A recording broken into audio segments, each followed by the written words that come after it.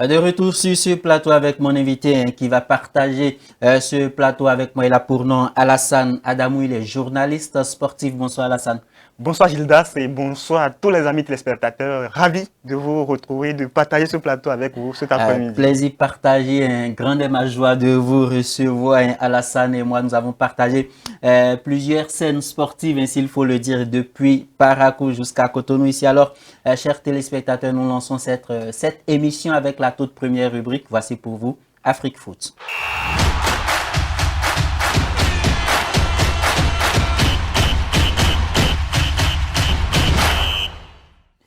La 14e journée du championnat professionnel de football béninois a connu son épilogue ce week-end. Plusieurs matchs ont été joués et la sensation, c'est au haut du classement. Les leaders de la 13e journée ont perdu leur place au détriment d'autres clubs. Il s'agit de Dadje FC et de Sobemap qui ont perdu leur place de leader. Et nous retrouvons cette fois-ci en première position le club de l'Ouémé, les Dragons de l'Ouémé dans la poule B qui sont leaders dans la poule B. Et Dynamo d'Abomey, après avoir battu, nous allons revenir en tout cas dans le détail, mais Dynamo d'Abomey est leader de la poule A. Alassane, c'est pour dire quoi? Un championnat qui va nous tenir en haleine jusqu'à la fin de ce championnat, parce que jusqu'à présent, on ne saurait dire qui vraiment va finir champion à mi-parcours de ce championnat-là. Absolument. Vous étiez en train de chercher l'équipe que Dynamo d'Abomey a battue, c'est bien sûr les Panthères de Djougou. Les Panthères de Djougou, c'était voilà. Du côté du stade Omnisport de Goro, un stade vraiment hostile aux adversaires. Toutes les équipes qui y passent goûtent à ce qui se passe à l'enfer de Goro. Donc à ce niveau, il faut dire que c'est une équipe de Dynamo d'Abomey qui, moi, m'impressionne cette saison. C'est une très belle équipe. Moi, je l'ai vu jouer à Parakou notamment, où elle est venue s'imposer. J'avoue que cette année, c'est l'une des équipes sur lesquelles moi, je mise beaucoup. Quand vous voyez le jeu que cette équipe-là produit, c'est un jeu fluide. Mais l'avantage de cette équipe de Dynamo d'Abomey, c'est qu'elle a eu la chance de garder, de conserver la plupart des joueurs qui étaient là la saison dernière. C'est-à-dire le noyau est resté. C'est vrai qu'il y a eu changement au niveau du staff avec l'entraîneur Meda Gbedessin qui est venu.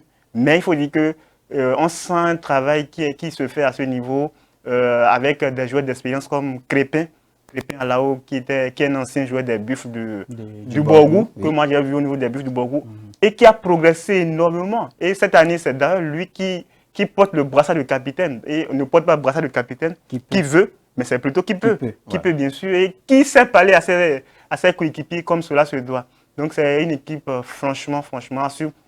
C'est vrai, en off, avant l'émission, vous étiez en train de parler du Maghrébin, de cette équipe-là, l'Algérien, qui est là, qui apporte aussi. C'est une pioche que cette équipe-là est allée chercher. C'est un joueur qui apporte beaucoup dans le milieu de terrain de cette équipe de Dynamo. Bien sûr, il apporte de son expérience.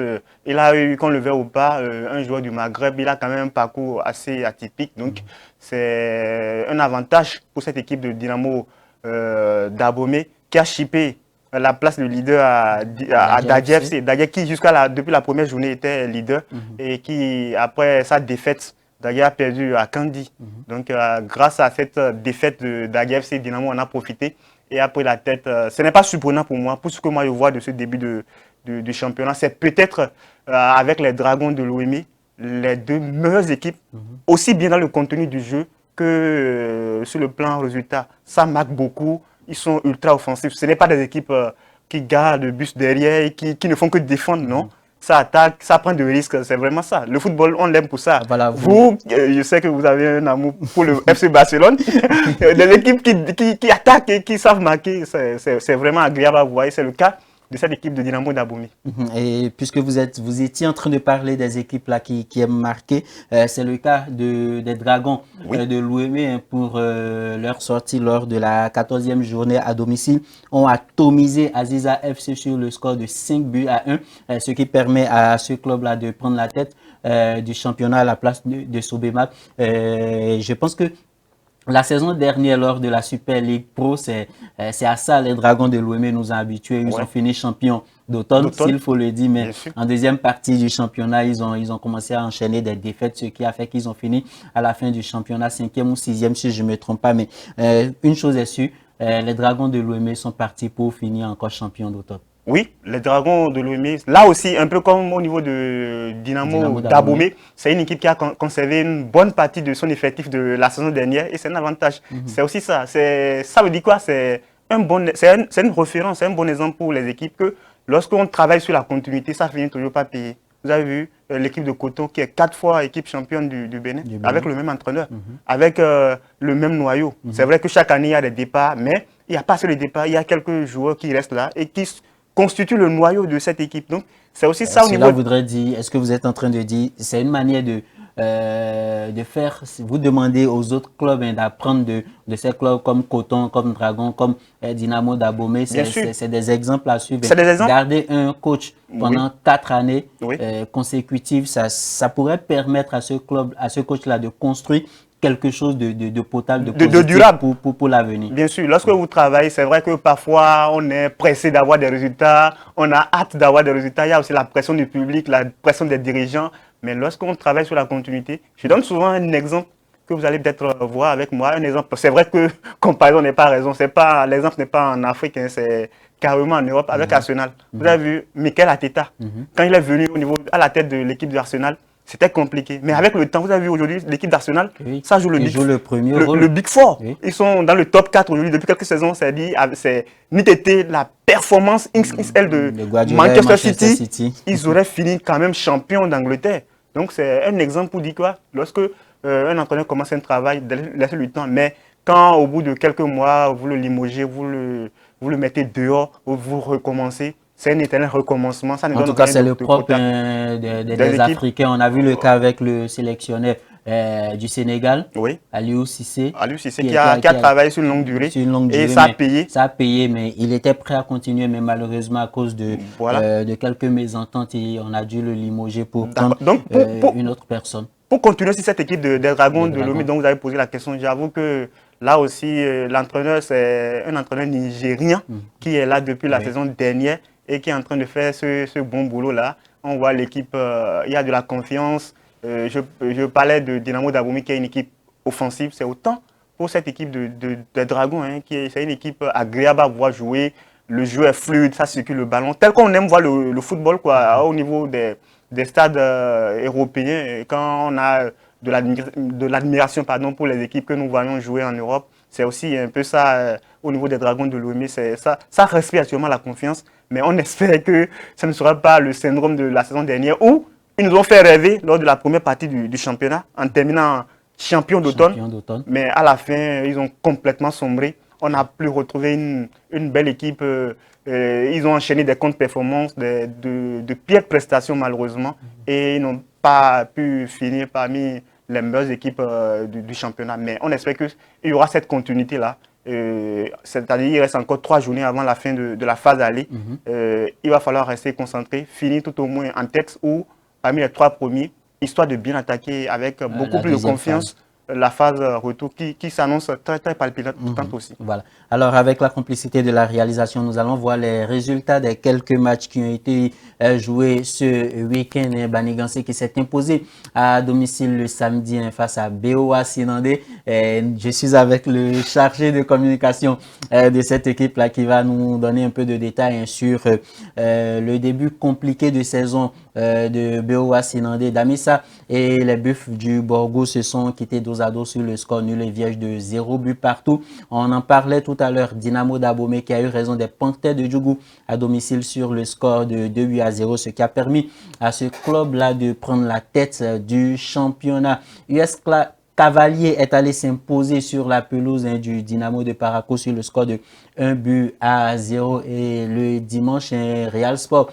de Parakou, bon dernier de sa poule, est allé s'incliner sur la pelouse de Beke FC. Espoir de Savalou a fait le score minimum, 1 but à 0 face à Dynamique FC. Lotto Popo, l'autre grand club de ce championnat béninois qui peine également à s'envoler dans ce championnat, a fait match nul à domicile face à AS Tonnet et AS Takouné, a eu raison de Dadje FC. La défaite qui a permis à Dadje de descendre à la 2e place de sa poule. AS Takouné a eu raison de Dadje sur le score de 1 but à 0. Et l'autre club de Ouida qui déçoit un tout petit peu en ce début de saison. C'est Coton FC qui a fait match nul face à la JS Ouida. Et les requins de l'Atlantique ont fait une victoire pour ce club historique du Bénin qui a eu raison de Sitatunga. C'était le classique des deux clubs de la commune d'Abomey.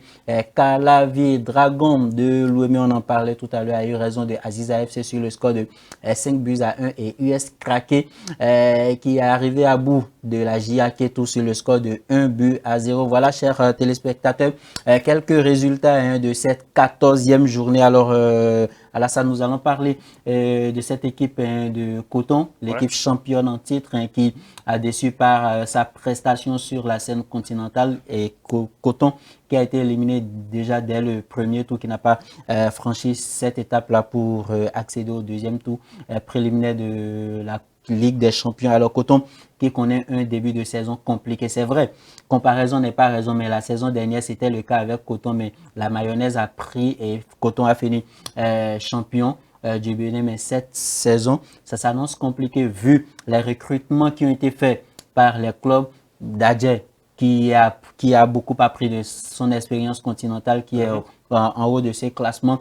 Dynamo d'Abomey, Dragon de Lomé, ces clubs-là aussi ont envie de finir champion. Est-ce que ça s'annonce, cette saison, ça s'annonce compliqué pour les cotonniers? Ah oui, ça s'annonce davantage plus compliqué. Comme l'année dernière, vous l'avez vu, l'année dernière, contrairement aux 2 premières saisons où ils ont été champions, où ça a été beaucoup plus facile.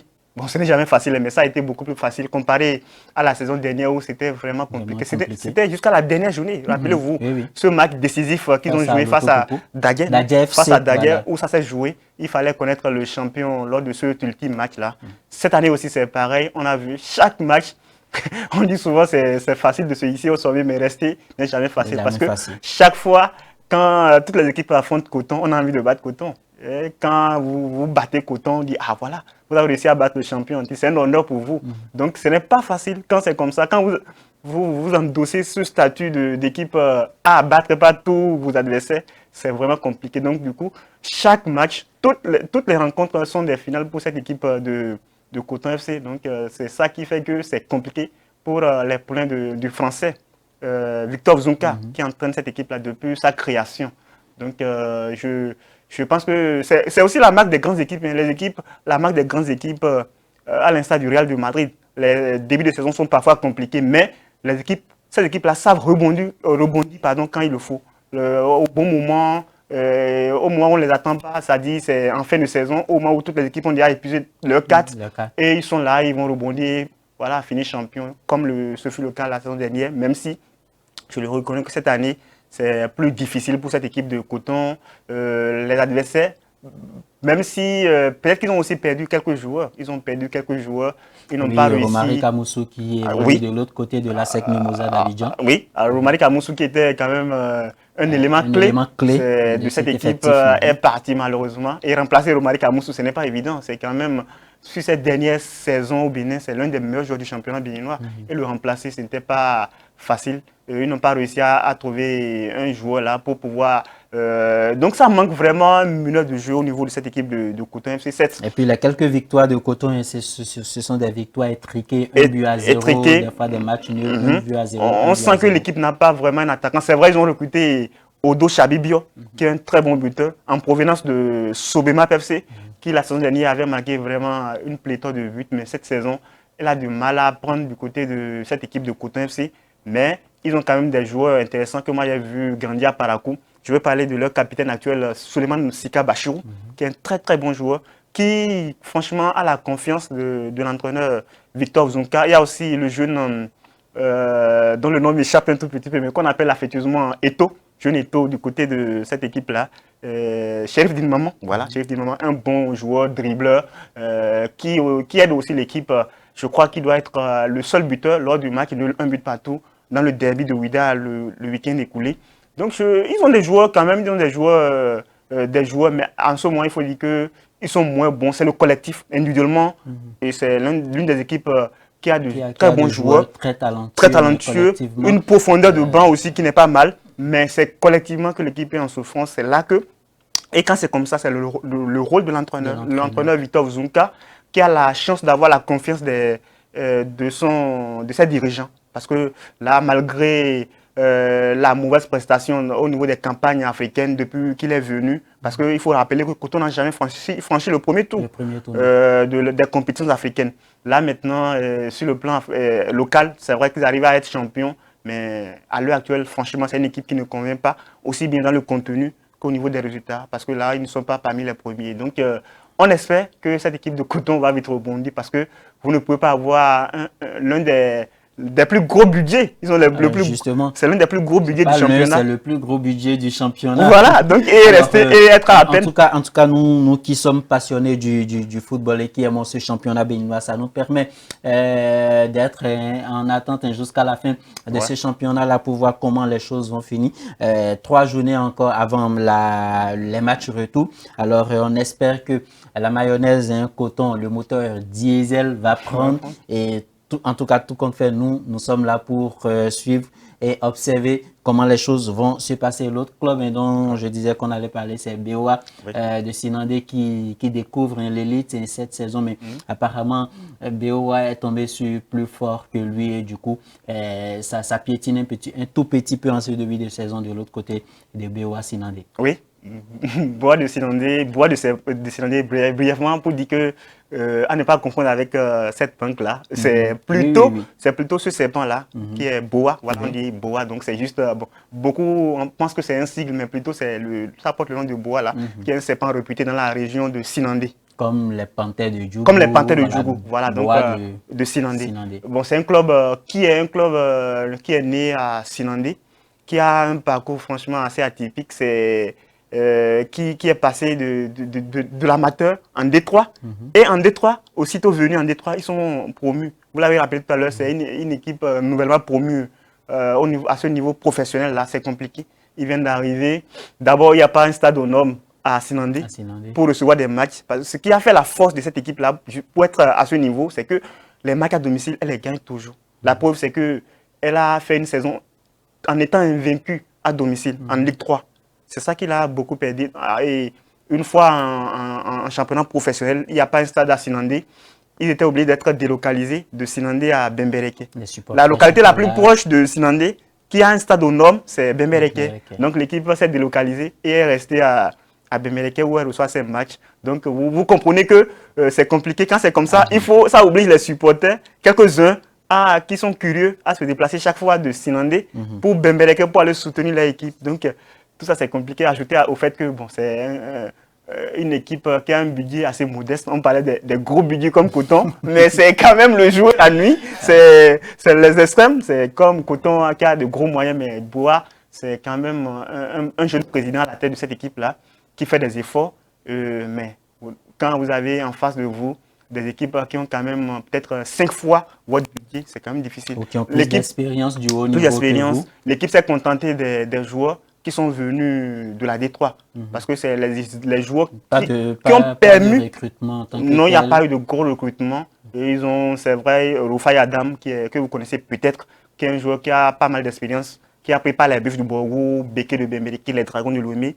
C'est le seul joueur qui a peut-être un peu d'expérience. En dehors de lui, la plupart des joueurs, ce sont des joueurs qui ont aidé l'équipe à monter de la D3 à ce niveau du championnat et qui n'ont pas assez d'expérience, qui découvrent ce niveau de compétition. En tout cas, même si cette équipe-là n'arrivait pas à rester, en tout cas, c'est mon souhait que cette équipe-là reste dans l'élite et en première division, mais même s'il n'arrivait pas, j'espère que Boa de Sinandé va rester tout au moins en deuxième division et elle n'aura rien perdu cette équipe parce que de la troisième, vous venez en deuxième division d'abord. Maintenant, en deuxième division, elle saura quoi faire pour retrouver la première division du championnat béninois. Alors, chers téléspectateurs, au terme de cette 14e journée, voilà comment se présente le classement.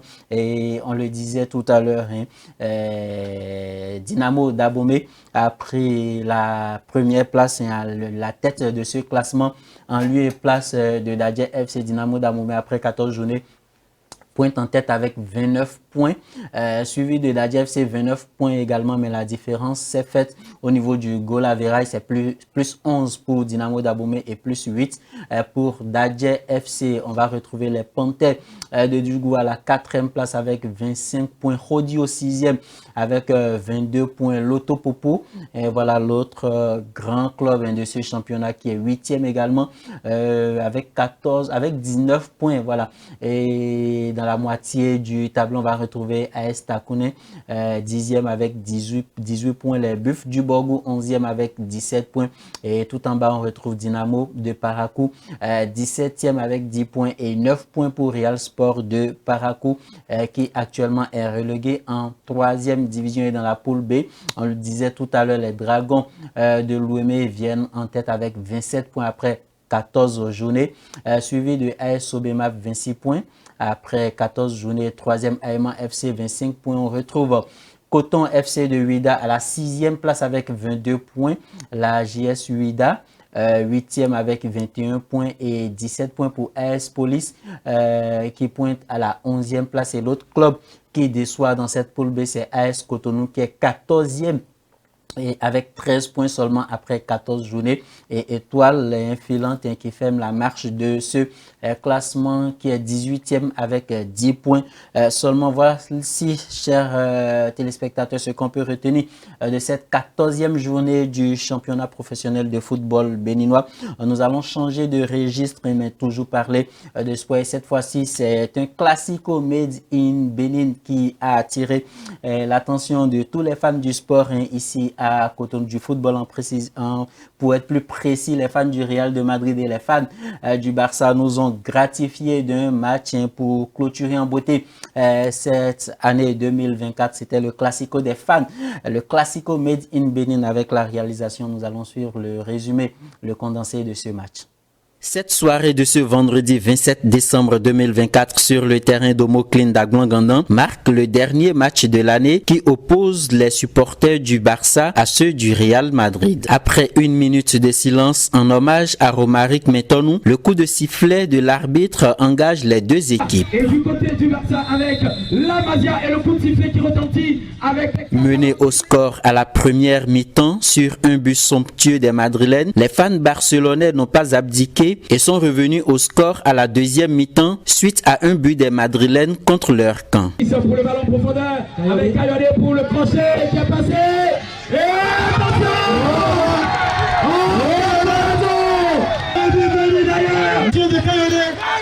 On a vu tous venir sur ce but. Quel de raison! Et ce corner que nous allons suivre, peut-être le moment fatal ou crucial. Corner exécuté, Basile qui se perd. Et il est sur la trajectoire. Oh, quel arrêt monumental de Basile. Allez. Le corner, le centre. Et ils sont là. Ils sont dessus le ballon. Attention. Oh, quelle égalisation. Écoutez, Julien public. Score final, un but partout au terme des 90 minutes. Débordant de joie, l'unique buteur côté madrilène livre ses impressions. Et l'objectif de notre match, c'est qu'on remporte. Déjà, on est déjà champion de l'année. Et puis, on veut remporter aussi le match d'aujourd'hui. Et puis, je suis vraiment content d'avoir marqué le but. Ça m'a vraiment fait plaisir d'avoir marqué devant le spectacle. Je suis vraiment heureux. Journaliste sportif, Pépé Villard fait une analyse pointue de cette finale. À l'ensemble, c'est une rencontre plaisante, alléchante avec des occasions de paix et de ça a été rythmé. Chaque équipe a eu ça. Mi-temps, les Madrilènes d'entrée ont frappé fort. Ils sont partis au mi-temps avec l'avantage au score autour des vestiaires. Les Catalans ont su se recoller rapidement au score pour rétablir la parité.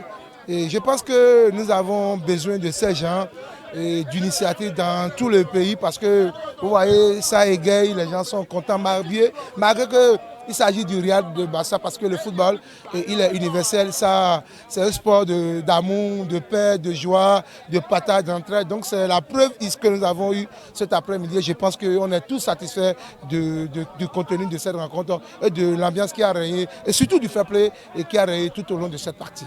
Comment en sommes-nous venus à un classico entre fans du Real et du Barça en terre béninoise? Les explications des membres du comité d'organisation. L'objet du match, c'est pour faire profiter la jeunesse localement toujours de la faveur des classicos. Nous avions instauré cette histoire, ça fait bientôt 15 ans. Donc chaque année, chaque vendredi ici, nous jouons un classico entre le Barça et le Real. Et le dernier vendredi de l'année, nous jouons une grande finale. Quel que soit le score, quel que soit ce que cela nous a apporté dans l'année, quel que soit celui qui est sorti champion, nous avions un dernier classico que nous jouons chaque dernier vendredi de l'année. Je suis vraiment content parce qu'on a dû mettre les petits plats dans les grands plats pour pouvoir permettre aux jeunes de s'émerveiller. Donc je vous remercie, je remercie Speedline TV pour le travail abattu et je dis un sincère merci à tout le staff d'organisation qui n'a pas laissé un boucher pour nous permettre d'avoir ce genre de match ce soir. Le cap est désormais mis sur l'édition 2025. Ah, voilà, Alassane, vos impressions et quand vous voyez ce genre d'initiative, c'est vrai quand nous allons dans les vidéoclubs pour suivre le classico entre le Real Madrid et Barcelone, c'est des disputes, les gens vont même jusqu'à se battre pour des joueurs qu'ils n'ont jamais vus, qui peut-être ils ne verront jamais, mais ce genre d'initiative, histoire de rendre hommage à ce match qui est considéré comme le match le plus suivi du monde entier. Quand vous voyez ce genre de trucs, qu'est-ce que cela vous inspire comme sentiment? C'est vraiment intéressant de savoir que pour une fois, le Classico s'est déporté à Cotonou, au Bénin, de l'Espagne. Ça ne s'est pas joué ni à Santiago Bernabéu, ni au Camp Nou, mais plutôt à Cotonou. C'est vraiment intéressant, non? Pour dire que c'est une belle initiative. On sait que, vous l'avez rappelé tout à l'heure, ce sont deux équipes qui suscitent énormément d'engouement dans le monde, un peu partout, les férus du football. Quand on parle d'un classico Real-Barça, c'est que le monde s'arrête pendant 90 minutes pour suivre cette rencontre. Et derrière, ça draine énormément de monde de partout, un peu comme ici au Bénin. Il y a des gens qui n'aiment le football que pour ces deux équipes-là. Vous voyez, donc j'avoue que c'est une belle initiative. Aussi, la jeunesse en a besoin. La jeunesse sans loisirs, la jeunesse sans ces genres d'activités-là. Vous comprenez que c'est la débauche. Donc, quand on a cette initiative-là, moi, je pense que c'est vraiment bien pour le comité d'organisation qui a initié cette activité-là, cette activité sportive et du football, parce que le football, c'est universel. Notre confrère Pépé Villa l'a rappelé tout à l'heure que c'est universel. On espère aussi qu'un jour, on aura aussi des classicos à la béninoise. On pourra parler de classicos des fans des Buffs du Borgou contre le classico des fans des Panthères du Djougou ou bien les férus des fans voilà, des dragons contre les férus des requins de l'Atlantique. C'est notre classico bénin quand on parle de classico pour ceux qui ont... À l'époque, pour ceux qui ont connu le football, pour les anciennes générations, je veux dire, ceux qui ont connu le football dans les années 80-90, voire même au début des années 2000, quand on parle de requins, dragons, c'était quand même le classico béninois où le monde s'arrêtait, les feux du football se déplaçaient massivement, même si aujourd'hui, malheureusement, cela a perdu de sa saveur. Et on espère également que notre football, le Bénin également, va arriver à ce niveau parce que aujourd'hui, quand on parle du Real de Madrid, c'est une marque déposée dans le monde, c'est vendu partout, les équipements et autres. Vous voyez, dans les rues, quand vous descendez, vous voyez comment tout le monde achète les maillots du Real de Madrid. Pareil pour le FC Barcelone. Donc, c'est vraiment bien de faire la promotion des clubs, des autres qui sont déjà à l'abri du besoin. Eux, ils sont déjà à l'abri du besoin, mais aussi, nous aussi, on espère. C'est vrai que c'est universel, mais on espère, c'est moi mon vœu de voir qu'un jour, nous aussi, on puisse voir nos équipes citées un peu partout au Bénin et hors du Bénin, comme des références aussi. Voilà, j'espère qu'à cette allure, ils ne vont pas nous créer une Ligue des champions européenne et ses organisateurs, parce que c'est des jeunes très compétents à qui je dis merci, à qui je dis félicitations, parce que organiser ce genre de truc depuis maintenant 15 ans, c'est à leur actif, et je pense que, comme ils l'ont dit, l'objectif c'est de rassembler la jeunesse, et jouer au football c'est aussi une fête, et surtout quand ça se joue de cette manière où on parle de classico entre les fans du Real, les fans du FC Barcelone. Je pense que c'est une initiative à encourager, et du courage à ces organisateurs-là, et j'espère que l'édition à venir va être plus intéressante que celle que nous avons connue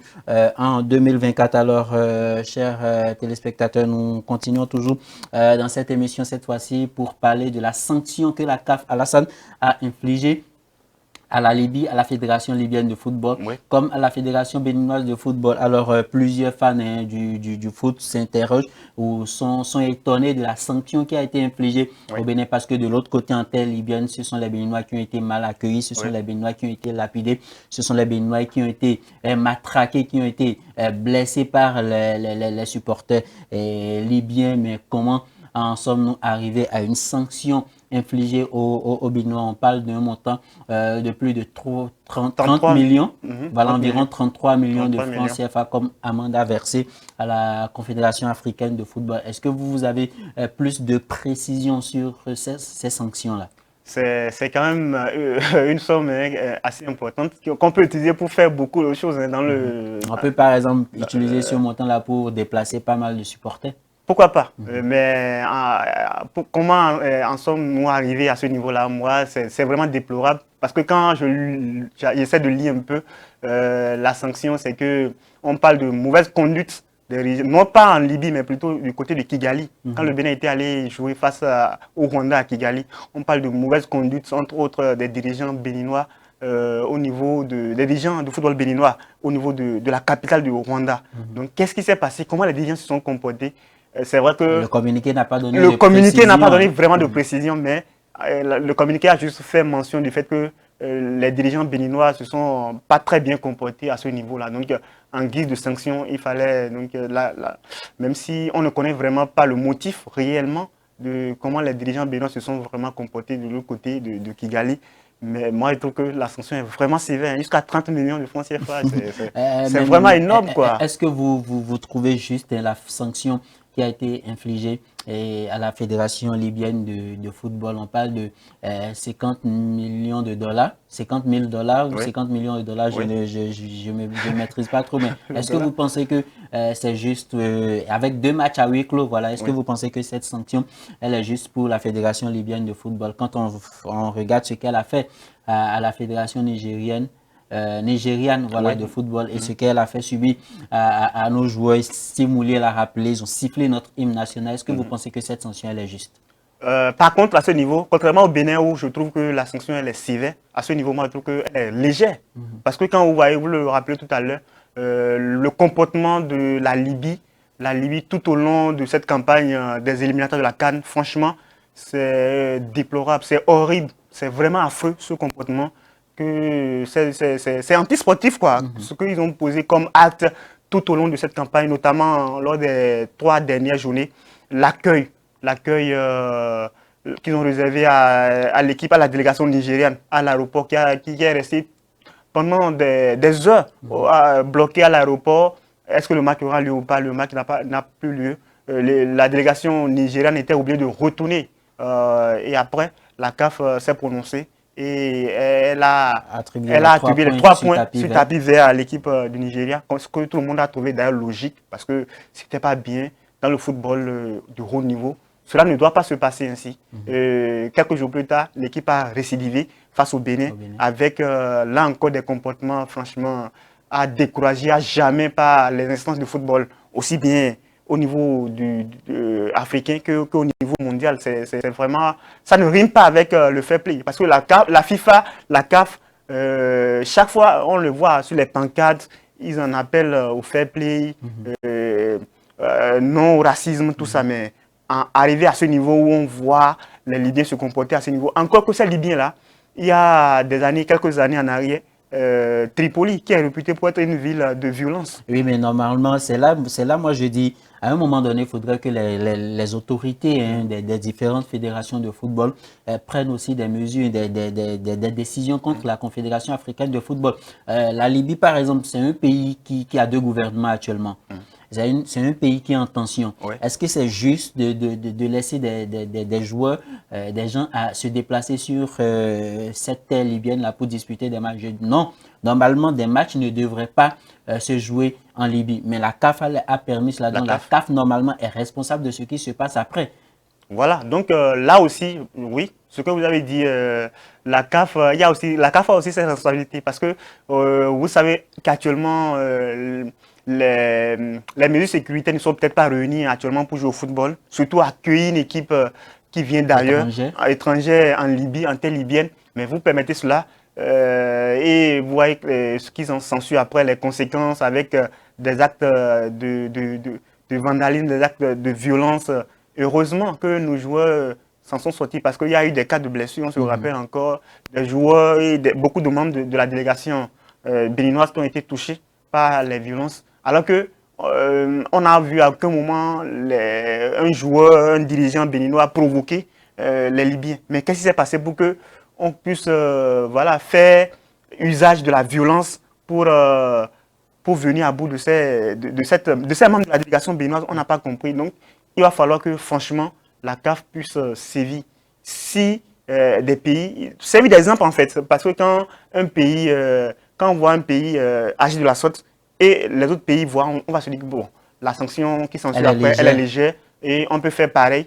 Alors que quand la sanction est vraiment lourde, délocaliser le match carrément, on peut dire, voilà, pour toute une campagne qualificative entière, on délocalise tous les matchs de ce pays-là ailleurs. Je crois que ça peut servir de leçon en dehors des amendes. Je pense que si on vous mettez à la tête de la CAF, je pense qu'il y a beaucoup de fédérations qui vont dire qu'elles ne veulent plus faire partie il va falloir... de la Confédération africaine de football. Il faut taper du poing sur la table parce que ces comportements-là, c'est des bêtises qu'il ne faut pas cautionner. Parce qu'en Europe, on ne voit pas ça, c'est déjà dépassé. Quand on voit de ces comportements-là, franchement, on voit que c'est des sanctions. Oui, il y a des personnes, des individus qui sont arrêtés. Il y a des enquêtes qui sont menées, parce qu'il y a des images. Parce que de plus en plus, dans les stades, surtout quand il y a ces compétitions africaines, il y a des caméras un peu partout. Même dans le public, il n'y a pas que les caméras au niveau de la pelouse pour qu'on puisse voir des joueurs, mais il y a des caméras. Parce que quand il y a des dérapages, quand il y a des actes antisportifs, après, il faut poursuivre pour voir qui est l'auteur de ces actes-là, pour pouvoir les piocher et après infliger les sanctions qu'il faut. Voilà. Merci Alassane pour vos impressions sur ces différents sujets abordés. Autre sport.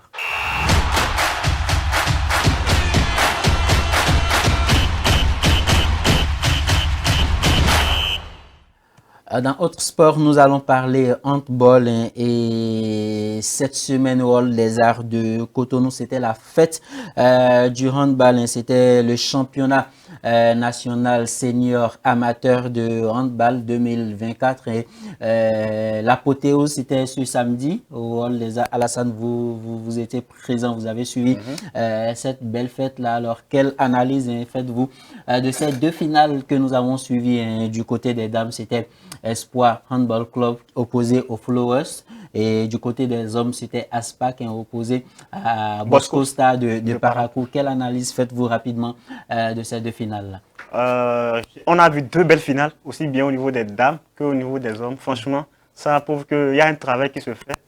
C'est vrai que c'est le niveau amateur, mais on n'avait pas l'impression que c'était du amateur. On s'est régalé, hein, notamment au niveau de la finale des hommes, qui est venu en dernière position. Un choc de franchement, ça s'est joué jusqu'à la dernière minute. Je crois même que ça doit être 1 ou 2. Un but d'écart. Un but d'écart. Ça s'est joué, il y avait du suspense, il y avait du jeu. Les joueurs ne se sont pas retenus. Franchement, ils se sont jetés dans le jeu et puis ils ont fait vraiment du spectacle au public. Le public qui a massivement effectué le déplacement, qui ne s'est vraiment pas trompé. Vous savez ce qui s'est passé chez les dames? Espoir avait rencontré déjà Flowers. Et Espoir avait déjà battu Flores. Mais Flores a pris sa revanche en finale. Au bon moment. Au bon moment. Chez les gars, chez les hommes aussi, c'était pareil.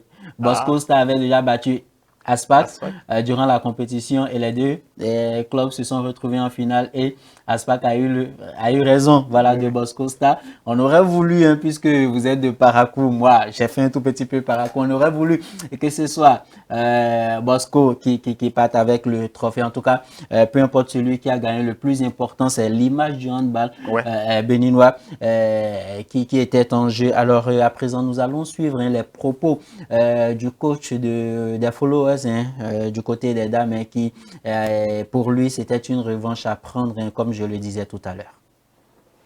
Oui, on n'est jamais satisfait d'avoir les titres. Je dois dire un grand merci à mes joueuses. Elles ont donné tout ce qu'elles pouvaient avec un effectif de 10 joueuses, je vais dire. On a fait toute une compétition jusqu'à la remporter, là où il y a beaucoup qui ne croyaient pas en nous. Il fallait prendre une revanche et je pense que depuis hier, c'était plus facile pour nous parce que nous avions mis en place un plan tactique pour contrer cette équipe et nous imposer. Et ça a été tel que nous avons prévu, Dieu merci. Je pense que tout s'est bien passé. On a identifié les deux meilleures joueuses de l'équipe, la numéro 15 et la numéro 18, sur lesquelles il fallait mettre beaucoup de pression et permettre que la balle soit beaucoup plus donnée aux autres joueuses, celles qui manipulaient moins bien le ballon. Donc dans ce cas, notre gardienne étant également dans son match, on allait pouvoir récupérer quelques ballons et aller très vite. Alors du côté des hommes, on croyait que le coach de Boscosta allait être déçu, mais pas du tout. Il pense que c'était une bonne performance de ces joueurs. La saison dernière, ils ont fini 3e.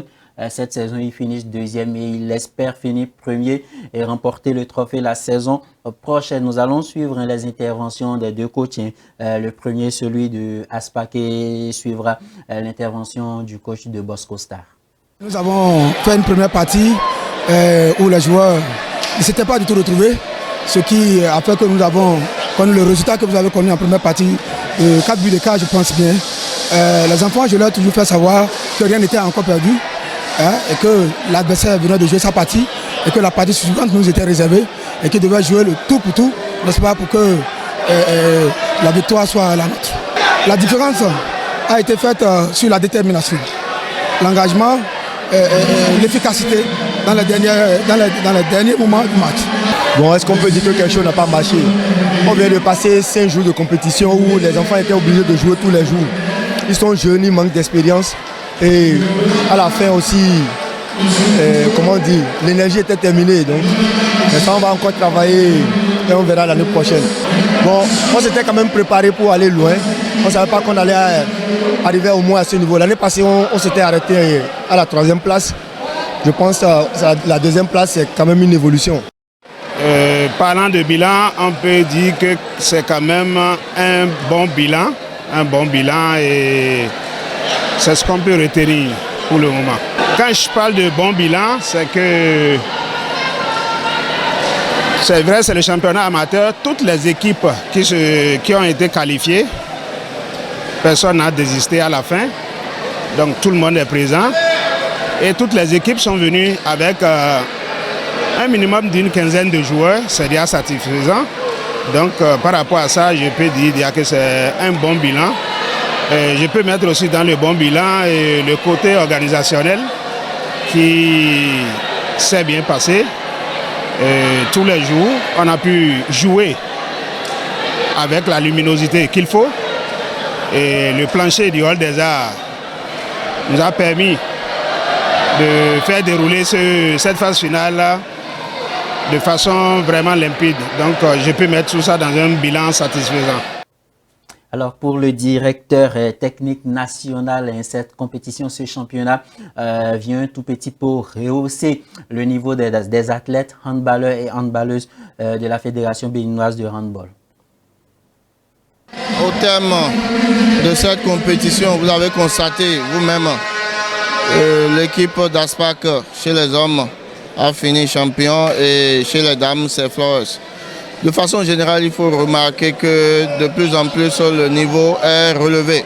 Sur le plan technique, toutes les équipes ont bien préparé cette compétition et un satisfecit doit être donné à l'équipe de Boscosta qui a fini équipe vice-championne, qu'on n'attendait pas à ce niveau, mais avec uniquement de jeunes joueurs qui se sont battus. Donc je peux vous dire, monsieur le journaliste, que le niveau est prometteur.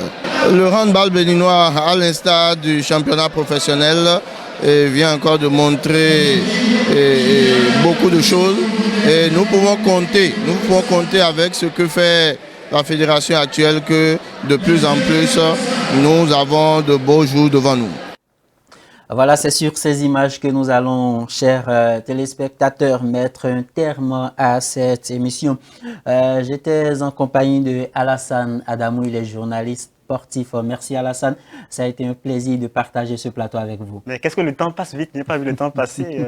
On va se retrouver certainement pour les prochaines fois. Voilà, j'espère que quand quelque chose vous enverra désormais à Cotonou, vous allez passer par ici encore. Je n'hésiterai pas à tout moment à passer dans ce studio pour partager ces bons moments avec vous et à vos téléspectateurs. Voilà, chers téléspectateurs, merci d'être restés nombreux à nous suivre du début jusqu'à la fin de cette émission. Nous disons également merci à l'équipe de réalisation qui a permis de réaliser cette émission. Nous vous donnons rendez-vous, chers téléspectateurs, le lundi prochain pour plus d'informations et plus d'engouement. D'ici là, portez-vous bien.